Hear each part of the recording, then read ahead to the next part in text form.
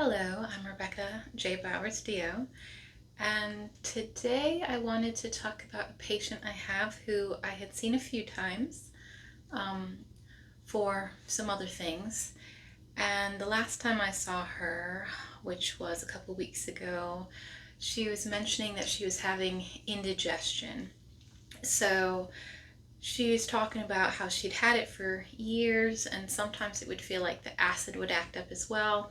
And recently, after she had recently had COVID, while other symptoms that had come up with COVID had dissipated and had improved, she still had this indigestion feeling that tended to be waking her up.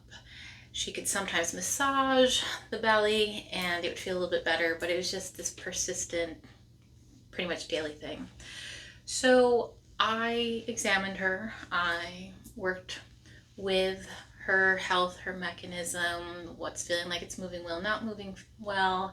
Obviously you're thinking the nerves that are innervating the GI tract, and you're thinking about the diaphragm and the lower rib cage, especially with its association with maybe getting worse with COVID and how that can definitely affect that area, as well as then those collateral sympathetic ganglia that can innervate heart as well as that upper GI tract. But working with all those, but one of the things that really stood out to me with her had to do with how her body moved when I asked her to take a nice deep breath in and out.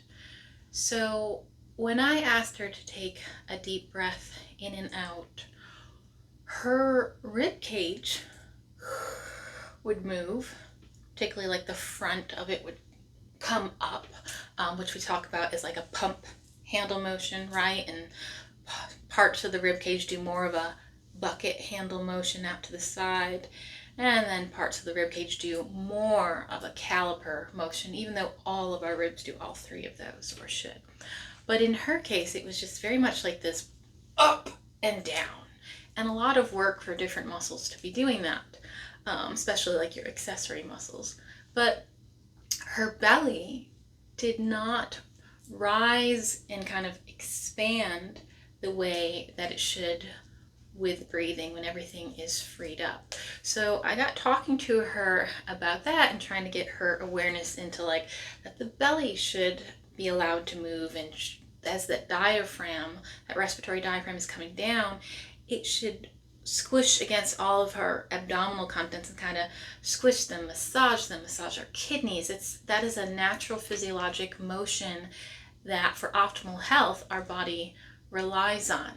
It helps move the fluids through, it helps move all sorts of things, and it wasn't happening in her case. Instead, this, yes, keeping the air going in and out so that you can stay alive motion was happening, but that therapeutic massage feeling that's supposed to be happening to our internal organs, depending on what your activity is that you're doing, roughly like 17,000 to 30,000 times in a day, that massage was not happening.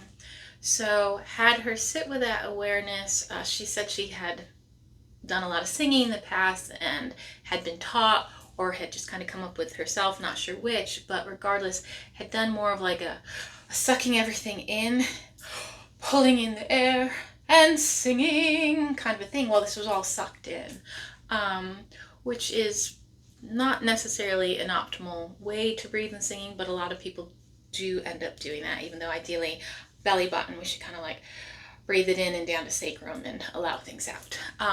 Regardless, drawing her attention to that, giving her some homework of, I want you to go home, I want you to lay down, I want you to put your hands on your belly, I want you to have that air come in, I want you to allow it to fill and allow that to move and your abdominal organs, and then as you exhale, that's allowed to relax back down so that she could retrain her breathing.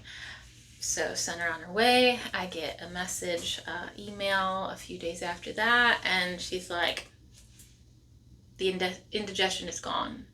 The breathing worked. She's like, I've had the indigestion for years. It just got worse with the COVID, but the indigestion is gone with doing this breathing. And then she texts me like a week later, and she's like, it's still gone with this breathing. I can't believe the breathing fixed it. So I think there's a couple lessons in that. One, breathing is super, super important for a lot more than a lot of people think it is. Obviously, yes, there's a lot of oxygen things, right? Need to come in. A lot of waste products need to come out, which is involved in acid base regulation and all sorts of other things that, yes, we figured out. But from a mechanical and even electrical EMF kind of a standpoint, the body is used to an optimal kind of breathing affecting the organs, and the organs have evolved under those conditions of breathing. And so in many cases, they've learned to rely on that normal physiologic of breathing as actually being essential to their optimal functioning. So it's just so much more important than I think breathing often in the medical community gets credited for. And then also, as far as body workers, yes, we can facilitate amazing things with our hands, but just really sometimes going back to the ABCs, that airway, breathing, circulation, but involving the patient into that and giving them homework and helping them help themselves, that's just a really important element of the therapeutic treatment relationship as well.